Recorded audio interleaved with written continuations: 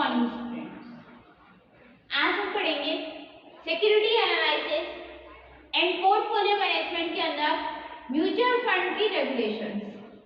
मैंने आपको last class में म्यूचुअल फंड्स के बारे में बताया था, वो कब स्टार्ट हुआ, उसके एडवांटेजेस क्या होते हैं, उसकी वर्किंग क्या होती है, ये सारी चीजें जो है हम डिस्कस कर चुके थे। आज हम पढ़ने वाले हैं म्यूचुअल फंड की रेगुलेशन। मतलब अगर आप एक म्यूचुअल फंड में पैसे इन्वेस्ट करते हैं तो क्या क्या रेगुलेशंस या क्या क्या नियम जो रहते हैं वो बनते हैं और उसे आपको किस तरीके से फॉलो करना पड़ता है। तो लास्ट क्लास में हमने पढ़ा था UTI, union trust of India. Union trust of India कब स्टार्ट हुआ था? 1964 में। 1964 में यूटीआई एक पहला ऐसा ऑर्गेनाइजेशन था जो कि आपसे क्या करता था, फाइनेंशियल हेल्प देने का काम करता था। आप उसमें पैसे इन्वेस्ट करते थे, जो कि नॉर्मल मिडिल क्लास या नॉर्मल फैमिली जो रहती है वो। यूटीआई की मैंने आपको अलग अलग स्कीम्स बताई थी, बहुत सारी स्कीम्स जो यूटीआई ने प्रोवाइड की थी। अंडर द म्यूचुअल फंड भी उसी का एक पार्ट था। फिर म्यूचुअल फंड ने वर्किंग स्टार्ट की। आफ्टर यूटीआई म्यूचुअल फंड एक बहुत बड़ा ऑर्गेनाइजेशन बन गया इंडिया का, या आप ये बोल सकते हैं इंडिया का नंबर 1 ऑर्गेनाइजेशन, जो कि आपको क्या देता है, एक फाइनेंशियल सिक्योरिटी या फाइनेंशियल हेल्प देने का काम करता है। उसी के साथ साथ म्यूचुअल फंड स्टार्ट कब हुआ? Mutual fund is set up in 1987 after UTI. Union trust of India 1964 में एस्टैब्लिश हुआ था। उसकी कुछ स्कीम्स जो है वो स्थापित हुई। Then after that mutual fund 1987 में एस्टैब्लिश हुआ। यूटीआई का ही एक पार्ट जो है वो उसे हम क्या बोलते हैं, म्यूचुअल फंड बोलते हैं। यूटीआई द्वारा एक स्कीम जो है वो एस्टैब्लिश की गई जिसे आप म्यूचुअल फंड कहते हैं, एंड धीरे धीरे फिर म्यूचुअल फंड एक बहुत बड़ा ऑर्गेनाइजेशन बन गया। सिर्फ एक स्कीम बोल सकते हैं आप, और वो स्कीम एक इतनी सक्सेसफुल स्कीम रही जिसके थ्रू वो एक खुद ब खुद एक ऑर्गेनाइजेशन बन गया। और ये स्कीम के तहत जो है बहुत सारे लोग जो है इन्वेस्ट करते हैं और इस पर भरोसा भी करते हैं। तो म्यूचुअल फंड 1987 में इंडिया में एस्टैब्लिश हुआ। 1963 या 65 की समथिंग सबसे पहले म्यूचुअल फंड कहाँ एस्टैब्लिश हुआ था?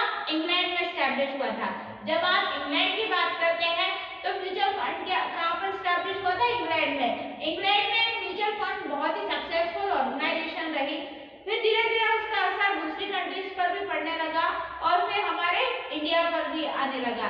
इंडिया में जब तक यूटीआई बहुत बड़े पैमाने पे एक ऑर्गेनाइजेशन जो है वो बन चुका था, फिर इंग्लैंड से इंस्पायर होकर यूटीआई ने एक स्कीम जो है वो एस्टैब्लिश की जिसे आप क्या बोलते हैं? म्यूचुअल फंड बोलते हैं। आफ्टर यूटीआई म्यूचुअल फंड खुद ब खुद वो जो स्कीम स्टार्ट की थी यूटीआई ने, वो खुद ब खुद एक बहुत बड़ी ऑर्गेनाइजेशन बन गई। तो बेसिकली म्यूचुअल फंड एक ऐसा फंड है या एक ऐसी ऑर्गेनाइजेशन है जहाँ पर आप क्या कर सकते हैं, जो भी मिडिल क्लास या लोअर क्लास फैमिली से बिलोंग करने वाले जो पीपल रहते हैं या कंट्री मेंबर रहते हैं, वो भी क्या कर सकते हैं, पैसे इन्वेस्ट कर सकते हैं। इसमें कोई रिस्ट्रिक्शन नहीं है कि सिर्फ जो बड़े बड़े बिजनेसमैन रहते हैं या जो बड़े बड़े स्मॉल स्केल या लार्ज स्केल बिजनेसमैन या बहुत बड़े बड़े उद्योगपति रहते हैं, सिर्फ वही इन्वेस्ट कर सकते नहीं। इसमें एक आम जनता या एक आम आदमी भी क्या कर सकता है, पैसे इन्वेस्ट कर सकता है, और साथ में इससे आपको फायदा भी मिलता है। जब मैच्योरिटी टाइम आता है इन अ फ्यूचर सिक्योरिटी, जब आप फ्यूचर सिक्योरिटी की टाइप बात करते हैं या फ्यूचर के लिए पैसे सिक्योर करने की बात करते हैं, तो आप म्यूचुअल फंड में क्या कर सकते हैं, पैसे इन्वेस्ट कर सकते हैं। फिर उसके टाइम के अकॉर्डिंग या आपकी फ्यूचर के टाइम के अकॉर्डिंग क्या किया जाएगा, आपको पैसा रिटर्न अमाउंट मिलेगा विद अ इंटरेस्ट। इंटरेस्ट को जोड़ने के बाद आपको पैसा क्या दिया जाएगा, इंटरेस्ट को जोड़ने के बाद पैसा रिटर्न अमाउंट में दिया जाएगा with a high interest return. जब आप इंटरेस्ट की भी बात करते हैं तो इंटरेस्ट भी कोई छोटा मोटा इंटरेस्ट नहीं, हाई रेट ऑफ इंटरेस्ट जो है वो रिटर्न अमाउंट में आपको दिया जाएगा, जिसके थ्रू आपका फ्यूचर जो है वो भी सिक्योर हो सके और आप इसका बेनिफिट भी ले सके। तो धीरे धीरे फिर क्या होने लगा, जब म्यूचुअल फंड ने एक बहुत बड़ा ऑर्गेनाइजेशन बन गया, तो ऑल ओवर इंडिया में म्यूचुअल फंड ने अपनी म्यूचुअल फंड के नाम से ही क्या बना ली, एक पहचान बना ली। और फिर धीरे धीरे सब लोग उसमें क्या करने लगे, इन्वेस्ट करने लगे। आज की अगर डेट की मैं बात करूं तो आज की डेट में म्यूचुअल फंड में लगभग करोड़ों लोग जो है वो इन्वेस्ट करते हैं पैसा, चाहे वो छोटे से छोटा जॉब करते हो, चाहे वो बड़े से बड़ा जॉब करते हैं, चाहे वो इनकम उनकी कोई छोटा सा बिजनेस से आती हो, चाहे वो छोटे से प्राइवेट सेक्टर की जॉब से आती हो, चाहे वो गवर्नमेंट जॉब्स का व्यक्ति हो, चाहे वो कोई बिजनेस का व्यक्ति हो, चाहे उसकी स्मॉल स्केल इंडस्ट्रीज हो, चाहे लार्ज स्केल इंडस्ट्री हो, हर एक व्यक्ति क्या करता है, म्यूचुअल फंड में इन्वेस्ट कर सकता है। तो म्यूचुअल फंड इंडिया में एक बहुत बड़ा ऑर्गेनाइजेशन बन गया जो कि सक्सेसफुली आपको फाइनेंशियल हेल्प देने का काम करता है। नेक्स्ट हम फिर बात करते हैं इसके स्कीम्स की। इसकी कुछ स्कीम, अब जब म्यूचुअल फंड खुद ब खुद एक बहुत बड़ा ऑर्गेनाइजेशन बन गया तो उसने भी कुछ स्कीम्स बनाए जिसके थ्रू जो जनता रहती है या जो पब्लिक रहती है वो क्या कर सके, लोग उनके तरफ क्या हो सके, कस्टमर्स जो रहते हैं वो उनके तरफ आकर्षित हो सके। तो म्यूचुअल फंड जब स्टैब्लिश हुआ उसके बाद फिर उसने सबसे पहले स्कीम स्टार्ट की which is called income scheme. Income scheme मतलब कि आय की योजना, आय की योजना, आय योजना, आय की योजना या आय योजना जिसे आप कह सकते हैं, मतलब आपके आय के ऊपर निर्भर रहकर उसके अकॉर्डिंग आपको क्या किया जाएगा, रेट ऑफ रिटर्न या रेट ऑफ इंटरेस्ट जो है वो दिया जाएगा। यह आपकी आय के ऊपर निर्भर करता है। अब भैया अगर आप जनरली नॉर्मली बैंक से भी पैसा लोन लेते हैं तो उसमें भी आपकी क्या दिखानी पड़ती है, आपकी आय दिखानी पड़ती है। आपके पास पैसा इन्वेस्ट करने के लिए कितना है वो ये नहीं जानते, वो ये जानते हैं कि मंथली आपकी इनकम या ईयरली आपकी इनकम जो है वो क्या होती है, चाहे आप मासिक इनकम बताएं या फिर वार्षिक आय बताएं। तो इनकम स्कीम मतलब आपकी आय की स्कीम। तो आय की योजना क्या होती है, एक ऐसी योजना जो आपके आय के ऊपर निर्भर करती है या आय इनकम के अकॉर्डिंग जब आपको रिटर्न पैसा अमाउंट का दिया जाता है तो उसे आप क्या कहोगे, इनकम स्कीम कहोगे। नेक्स्ट हम फिर बात करेंगे इनकम कम ग्रोथ स्कीम। जो आपकी आय है उसको कम या वृद्धि करने की योजना, इसे हिंदी में कहते हैं इनकम कम ग्रोथ स्कीम, आय को कम या वृद्धि करने की योजना। जब आप आपकी आय की बात करते हैं तो कभी आपकी इनकम जो है वो कम भी हो सकती है, कभी ज्यादा भी हो सकती है, कभी उसमें वृद्धि हो सकती है और कभी उसमें कमी हो सकती है। तो ये इनकम की ग्रोथ को बढ़ाने की स्कीम, जिससे आप क्या हो सके, आपकी इनकम जो है वो बढ़ जाए। अब कैसे इनकम बढ़ेगी, इनकम घर में रखे रखे तो बढ़ नहीं जाती। मैंने जब आपको पहले भी बताया था, जब म्यूचुअल फंड में एक्सप्लेन कर रही थी कि पैसा हमेशा घर में रखे रखे कभी नहीं बढ़ता है। आप मार्केट में पैसा जितना ज्यादा इन्वेस्ट करेंगे उससे पूंजी से पूंजी आप जैसे बनती है। अगर आप बिजनेसमैन की बात करते हैं तो बिजनेसमैन भी क्या सोचते हैं, पूंजी से पूंजी जो है वो बनाते हैं, पैसे से पैसा बनाते हैं। तो उसी तरह जब आप म्यूचुअल फंड की बात करते हैं तो आप मार्केट में पैसा लगा रहे हैं, इट मीन्स तो मार्केट में आपका पैसा क्या होगा, डबल होके आपको मिलेगा। क्योंकि लोगों के पास पैसा जब एक्सचेंज होगा, बहुत सारे लोग और भी लोग इसमें इन्वेस्ट करेंगे तो वो लोग क्या करेंगे, आपस में पैसा रोटेट होगा, एक्सचेंज होगा और फिर आपको जब रिटर्न में अमाउंट मिलेगा तो वो हाई रेट ऑफ रिटर्न के अकॉर्डिंग मिलेगा। तो इसी तरह जो आपकी इनकम है उसको ग्रोथ करने की, मतलब इनकम बढ़ाने का सोर्स जो है वो आपको किसने दिया, म्यूचुअल फंड ने दिया। म्यूचुअल फंड ने इस स्कीम्स के थ्रू आपकी जो आय है उसको बढ़ाने का तरीका बताया है कि अगर आपकी जो आय है आप उसमें से मान लीजिए कोई 20,000 रुपये महीने का कमाता है तो उसमें से अगर आप 10,000 रुपये म्यूचुअल फंड में इन्वेस्ट भी कर रहे हैं, बाकी 10,000 आप आपके पर्सनल एक्सपेंसेस में रख रहे हैं, तो 10,000 रुपये अगर आप मंथली उसमें इन्वेस्ट भी कर रहे हैं तो उसके बदले में जब आपका टाइम मैच्योरिटी लेवल आ जाएगा, 1 साल 2 साल जितने भी साल के लिए आपने पैसा इन्वेस्ट करने का सोचा है उतने साल बाद उसका इंटरेस्ट रेट जुड़ के आपको पैसा जो है वो वापस मिलेगा। तो इसे आप क्या बोलते हैं, इनकम ग्रोथ की स्कीम बोलते हैं। Third one is growth scheme. Growth scheme मतलब आपको किस तरीके से ग्रोथ करवाते हैं। जब आप ग्रोथ की बात करते हैं मतलब वृद्धि करवाना, जिसे ग्रोथ को हिंदी में क्या कहा जाता है, वृद्धि करवाना। तो जब आप ग्रोथ की बात करते हैं तो ग्रोथ की योजना, अब ग्रोथ योजना या ग्रोथ स्कीम क्या होती है? ग्रोथ स्कीम एक ऐसी स्कीम है जिसके थ्रू आप अपनी जो स्कीम्स के थ्रू क्या कर सकते हैं, आप वृद्धि कर सकते हैं। किसमें वृद्धि कर सकते हैं? अगर आप पैसा इन्वेस्ट करेंगे उसमें फिर मैच्योरिटी टाइम के बाद जब पैसा आपको अच्छे अमाउंट में वापस मिलेगा तो आपकी पर्सनालिटी या आपका स्टेटस कैसा होगा, बढ़ेगा। तो इससे इस ऑर्गेनाइजेशन जो है वो आपसे फाइनेंशियल हेल्प भी देता है और साथ ही साथ आपकी स्टेटस को भी मेंटेन करने की कोशिश करता है। आप अगर इसमें ज्यादा से ज्यादा पैसा इन्वेस्ट करेंगे तो आपको इसमें ज्यादा से ज्यादा रिटर्न अमाउंट जो है वो मिलने के चांसेस रहते हैं। जितना ज्यादा पैसा आप इसमें इन्वेस्ट करते हैं उतना ज्यादा पैसा आपको रिटर्न अमाउंट में मिलता है और इससे क्या होगा, आपका फाइनेंशियल हेल्प होगी और आपका स्टेटस सोसाइटी में क्या हो जाएगा, बढ़ जाएगा। Now last is tax planning scheme।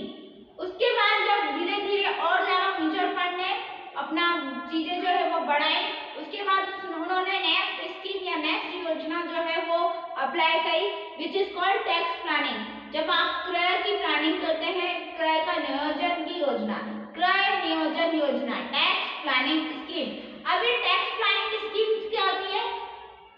Basically हम जब समझते हैं कि अगर आप किसी भी चीज में पैसे इन्वेस्ट कर रहे हैं तो आपको उसके लिए टैक्स देना होता है। आप आजकल जीएसटी का नाम आपने सुना होगा, गुड्स एंड सर्विस टैक्स। आपको हर एक गुड्स के ऊपर, हर एक सर्विस के ऊपर क्या देना है, टैक्स देना है।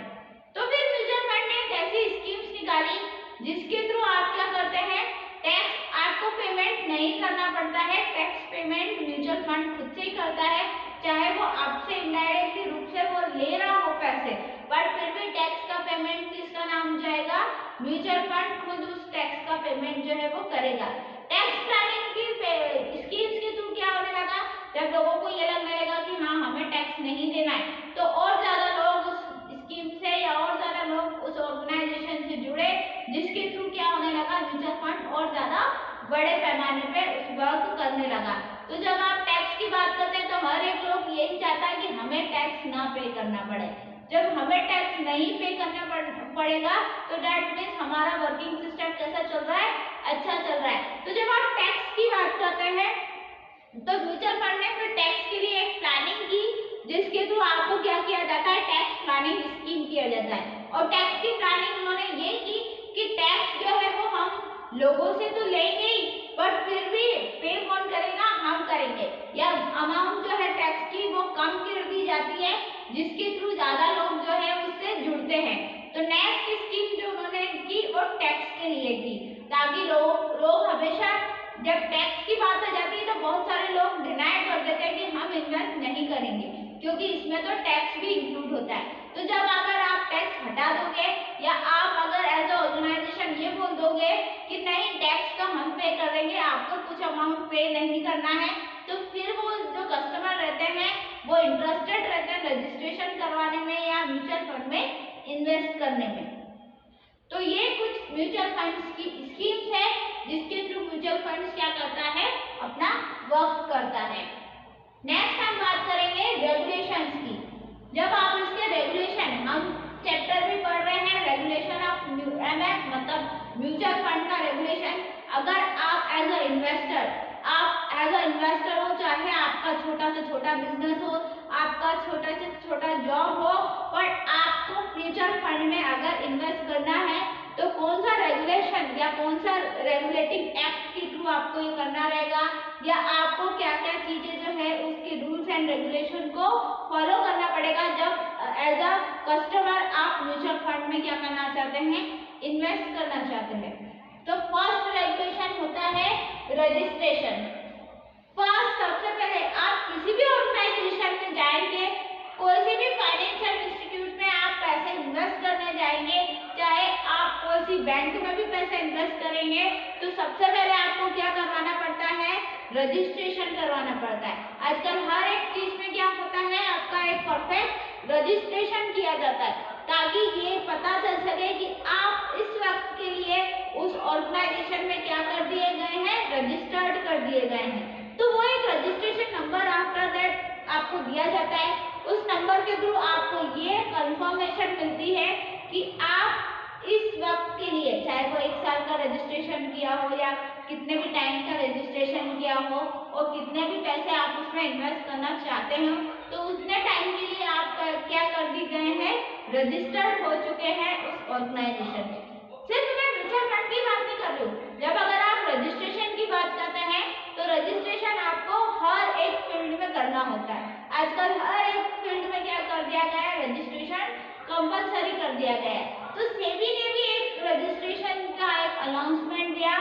यह सेबी, इसको कंट्रोल कौन करता है, हर एक फाइनेंशियल इंस्टीट्यूट को सेबी कंट्रोल करता है। तो जब आप फाइनेंशियल इंस्टीट्यूट को कंट्रोल करने की बात करते हैं तो सेबी जो है वो कंट्रोल करता है। तो सेबी ने क्या किया, एक ऐसा रजिस्ट्रेशन या एक ऐसा रेगुलेशन बनाया जिसके थ्रू जो भी कस्टमर आप इन्वेस्ट करते हैं तो आपका रजिस्ट्रेशन किया जाता है through all rules and regulation, कि आप उस वक्त के लिए क्या कर दिए गए हो, आप हमारी ऑर्गेनाइजेशन में रजिस्टर्ड कर दिए गए हो। Second is application of registration form. फिर जब आपका रजिस्ट्रेशन हो जाता है तो सेकंड रेगुलेशन होता है आपका एप्लीकेशन फॉर्म। अब ये एप्लीकेशन फॉर्म क्या होता है, आप लोग हर लोग जब भी कोई रजिस्ट्रेशन करवाते हो, चाहे आप आपका स्कूल का रजिस्ट्रेशन हो, चाहे आप कोई सी होटल या रिजॉर्ट का रजिस्ट्रेशन हो, तो उसमें एक एप्लीकेशन फॉर्म फिल किया जाता है। जब आप रजिस्ट्रेशन का फॉर्म ओपन करते हैं या रजिस्ट्रेशन को फिल आउट करते हैं रजिस्ट्रेशन फॉर्म को, तो उस फॉर्म को जो फिल करता है या उस फॉर्म को क्या कहा जाता है, एप्लीकेशन फॉर्म किया जाता है। उसमें आपकी सारी डिटेल जो है वो डलती है, उसके थ्रू आपको अप्लाई किया जाता है और फिर रजिस्ट्रेशन आपका कंसीडर कर दिया जाता है कि फाइनली आप क्या हो चुके हैं, हमारे ऑर्गेनाइजेशन में रजिस्टर्ड हो चुके हैं। Now third one is form filled under regulations 3। जो फॉर्म फिल किया है आपने वो किसके अंडर में होता है, रेगुलेशन 3 के अंडर में होता है। रेगुलेटिंग एक्ट या रेगुलेशन एक्ट 3 के अंडर में उस फॉर्म को क्या किया जाता है, फिल किया जाता है। मैंने आपको पहले भी बताया कि हर एक गवर्नमेंट ऑथराइज्ड ऑर्गेनाइजेशन होती है वो किसी ना किसी अंडर एक्ट के तहत जो है वो लाई गई होती है। जैसे आप अगर आपके फंडामेंटल ड्यूटीज या फंडामेंटल एक्ट्स की बात करें तो आपके जितने भी fundamental duties and fundamental rights है वो किस एक्ट के थ्रू आए हैं, 23 एक्ट के थ्रू जो है वो लाए गए हैं। ऐसे मैंने आपको यूटीआई बताया था, यूनियन ट्रस्ट ऑफ इंडिया, किस एक्ट के थ्रू आया था, तो ये आया था आपका 1963 एक्ट के थ्रू आया था। उसी तरह जो इसमें रजिस्ट्रेशन रेगुलेशन है वो फॉर्म फिल करने का किस एक्ट के थ्रू है, अंडर रेगुलेशन एक्ट 3 के अंडर में रहता है। तो ये 3 रेगुलेशंस एक्ट जो है वो मैंने आपको एक्सप्लेन कर दिए हैं। अब हम आगे चलते हैं, आगे के रेगुलेशन पढ़ते हैं। Fourth is SEBI indicates the provision under sub regulation. उसके बाद जो सेबी है वो उस रजिस्ट्रेशन को कंफर्मेशन देता है। भैया आपने कहां से कंफर्मेशन, आपने जो है वो रजिस्ट्रेशन फॉर्म कहां से डाला, आपके नजदीकी म्यूचुअल फंड ऑर्गेनाइजेशन से डाला। अब आजकल तो सारी चीजें जो है वो ऑनलाइन कंसीडर हो गई है, तो जब भी आप आपका रजिस्ट्रेशन फॉर्म फिल करते हैं वैसे ही ये इंडिकेशन या सारी इंफॉर्मेशन किसके पास जाती है, सेबी के पास जाती है। फिर सेबी सारी चीजों को चेक करता है और देन फिर आफ्टर वो आपका जो फॉर्म है उसको कंसीडर कर लेता है, या आपने जो फॉर्म फिल किया है अगर उसमें कोई भी एरर नहीं है तो उस फॉर्म को क्या कर दिया जाता है, पास कर दिया जाता है। अगर उस फॉर्म में कोई डिडक्शन या एरर पाई गई तो उस फॉर्म को क्या कर दिया जाता है, फिर फेल कर दिया जाता है। तो दो चीजें होती है, अगर आपने फॉर्म अच्छे से फिल किया है और आपकी सारी इंफॉर्मेशन जो उसमें डाली है आपने वो सही है तो उस फॉर्म को क्या कर दिया जाता है, आगे प्रोसेस में कर दिया जाता है। बट अगर सेबी जब चेकआउट करता है और उसमें उन्हें जो है वो डॉक्यूमेंटेशन का या इंफॉर्मेशन में कोई एरर जो है वो दिखती है तो फिर उस फॉर्म को क्या कर दिया जाता है, डिडक्ट कर दिया जाता है, मतलब कि डिलीट कर दिया जाता है या कैंसिल कर दिया जाता है। Now fifth one is finishing information clarification। उसके बाद जो इंफॉर्मेशन का क्लैरिफिकेशन है वो सारा कुछ फिनिश कर दिया जाता है।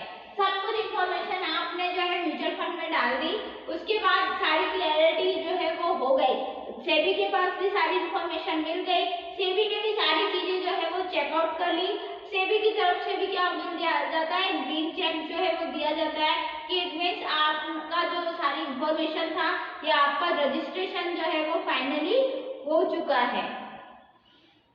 Now, sixth thing is according to regulation, mutual fund registered with annual fee. उसके बाद जब आपका रजिस्ट्रेशन फाइनली हो जाता है, फिर आपसे एक रजिस्ट्रेशन एनुअल की फी मांगते हैं। फी इट मीन्स आप कितने पैसे शुरुआत में इन्वेस्ट करना चाहते हैं, या रजिस्ट्रेशन अमाउंट भी उसमें कुछ ऐड ऑन लगती है। जैसे आप जनरली किसी कोचिंग सेंटर्स में जाएंगे या कहीं कॉलेज में या कहीं स्कूल में भी जाएंगे, न्यू जब आप एडमिशन करवाते हैं तो वहाँ पर क्या मांगा जाता है, आपसे एक रजिस्ट्रेशन फीस मांगी जाती है। तो वो रजिस्ट्रेशन फीस इसी तरह आपकी क्या किसमें मांगी जाती है, आपका जो म्यूचुअल फंड है उसमें मांगी जाती है, साथ ही साथ उसमें एनुअल फी भी मांगी जाती है। अब ये एनुअल फी क्या होती है, आपका एक छोटी सी अमाउंट जो रहती है वो मांगी जाती है कि आप शुरुआत में कितने पैसे इन्वेस्ट करते हैं, फिर आगे जाके जब आप उसके पार्टनरशिप में आ जाते हैं या आप उसके परमानेंट कस्टमर बन जाते हैं, तो फिर वो धीरे धीरे इंस्टॉलमेंट में आपसे पैसा मांगना स्टार्ट कर देते हैं। तो स्टार्टिंग में वो आपसे एक रजिस्ट्रेशन फी और एक कंफर्मेशन के लिए एक एनुअल फी जो है वो मांगी जाती है। The deal will fail if any fund fail to remit the annual fee. अगर आपने उस टाइम टेन्योर के अंदर आपने वो एनुअल फी नहीं पे की या आपने रजिस्ट्रेशन अमाउंट जो है वो भी नहीं पे की, तो आपका रजिस्ट्रेशन जो है वो क्या कर दिया जाता है, फेल कर दिया जाता है। थ्रू द सेबी, सेबी के थ्रू जो है वो आपको आपका रजिस्ट्रेशन और आपका जो कंफर्मेशन है उसको फेल कर दिया जाता है अगर आप एनुअल अमाउंट और आप जो रजिस्ट्रेशन फी है वो नहीं सबमिट करते हैं। तो now last one is this registration is generated by SEBI, और फिर बाद में लास्ट में आपका एक फाइनल रजिस्ट्रेशन होता है जो कि सेबी के तहत किया जाता है और आपको एक ग्रीन टिकट मिल जाता है कि आप क्या बन चुके हैं, म्यूचुअल फंड में कस्टमर बन चुके हैं, और अब फाइनली आपको क्या कर दिया जाता है, म्यूचुअल फंड जो है ऑर्गेनाइजेशन में पार्टनर बनाया जाता है और आप आसानी से क्या कर सकते हैं, अब आगे जाके अपना जो इन्वेस्टमेंट अमाउंट है उसे धीरे धीरे इन्वेस्ट कर सकते हैं। तो ये पूरी रेगुलेशन की एक्ट होती है जिसके थ्रू आप क्या करते हैं, अपना म्यूचुअल फंड में अकाउंट जो है वो ओपन करते हैं, आप ये बोल सकते हैं, या आप म्यूचुअल फंड में पैसा इन्वेस्ट करना स्टार्ट कर सकते हैं। तो ये पूरी रेगुलेशंस होती है। जब आप एज अ म्यूचुअल फंड का कस्टमर बनते हैं तो म्यूचुअल फंड में पैसे किस तरीके से इन्वेस्ट किया जाता है, किस तरीके से सेबी उसको कंट्रोल करती है, एंड देन आफ्टर आपको सेबी जो है एक रिक्वायरमेंट या एक ऐसा कंफर्मेशन लेटर देती है जिसके थ्रू आपको क्या किया जाता है, कंफर्म किया जाता है कि आप क्या बन चुके हैं, म्यूचुअल फंड ऑर्गेनाइजेशन में पार्टनर या कस्टमर बन चुके हैं। तो ये पूरी रेगुलेशन और ये पूरा सेटअप जो है वो दिया जाता है म्यूचुअल फंड के तहत। तो ये था हमारा म्यूचुअल फंड का रेगुलेशन कि जब आप म्यूचुअल फंड में कस्टमर बनते हैं या आप म्यूचुअल फंड में पैसे को इन्वेस्ट करना चाहते हैं तो कौन कौन सी ऐसी चीजें जो है ये रूल्स एंड रेगुलेशन को आपको फॉलो करना पड़ता है। तो फर्स्ट, म्यूचुअल फंड कब स्टैब्लिश हुआ, 1987 में स्टैब्लिश हुआ। उसकी मैंने फिर स्कीम्स बताई थी, ये 4 स्कीम्स होती है जिसको म्यूचुअल फंड ने क्या किया, अपना रेगुलेट करवाया या स्कीम्स को योजनाएं बनाई जिसके थ्रू ज्यादा कस्टमर क्या हो सके, उससे जुड़ सके। फिर कुछ रूल्स एंड रेगुलेशंस होते हैं जिन्हें हमने क्या कहा, रेगुलेशंस कहा। उन रेगुलेशंस के थ्रू क्या किया जाता है, रजिस्ट्रेशन किया जाता है ताकि आप क्या बन सकते हैं, उसमें कस्टमर बन सकते हैं। तो पहला क्या था, रजिस्ट्रेशन। पहले आप रजिस्ट्रेशन कराएंगे, देन एप्लीकेशन होगा, आपका एक एप्लीकेशन फॉर्म फिल होगा जिसमें आप आपकी सारी इंफॉर्मेशन डालेंगे। फिर उस फॉर्म फिल, वो फॉर्म किस रेगुलेशन एक्ट के अंदर होता है, रेगुलेशन एक्ट 3 के अंदर में वो फॉर्म फिल पूरा किया जाता है। Then fourth one is SEBI indicate under the sub regulation. ये इंफॉर्मेशन किसको दी जाती है, आपका फॉर्म कहां से फिल हुआ, म्यूचुअल फंड से। फिर ये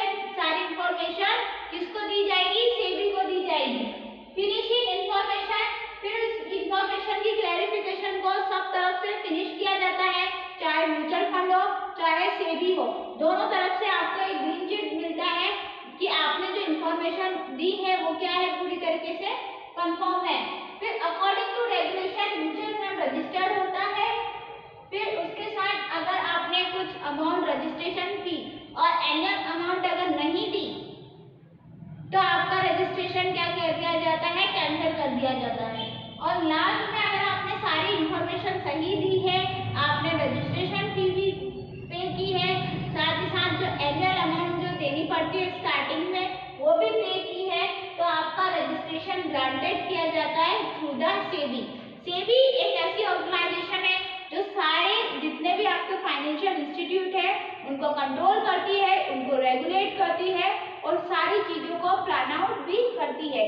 सेबी एक गवर्नमेंट, आप बोल सकते हैं सेबी क्या है, एक आरबीआई के थ्रू काम करता है। जैसे सारे बैंकों को कौन कंट्रोल करता है, आरबीआई करता है, उसी तरह आपकी जितने भी फाइनेंशियल इंस्टीट्यूट है या जितने भी फाइनेंशियल ऑर्गेनाइजेशन है उनको कौन कंट्रोल करता है, सेबी करता है। तो सेबी एक बहुत बड़ी ऑर्गेनाइजेशन है जो कि सारे फाइनेंशियल इंस्टीट्यूट का रेगुलेशन का काम करती है। इसका हेडक्वार्टर कहाँ पर है, मुंबई में ही है। और म्यूचुअल फंड का हेडक्वार्टर भी मुंबई में ही है जहाँ से इनको सारी चीजों को रेगुलेट किया जाता है।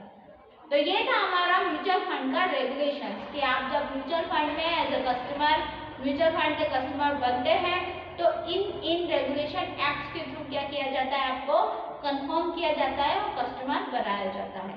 नेक्स्ट क्लास में हम पढ़ेंगे इसके आगे के टॉपिक के बारे में। तो तब तक के लिए thank you so much and keep watching.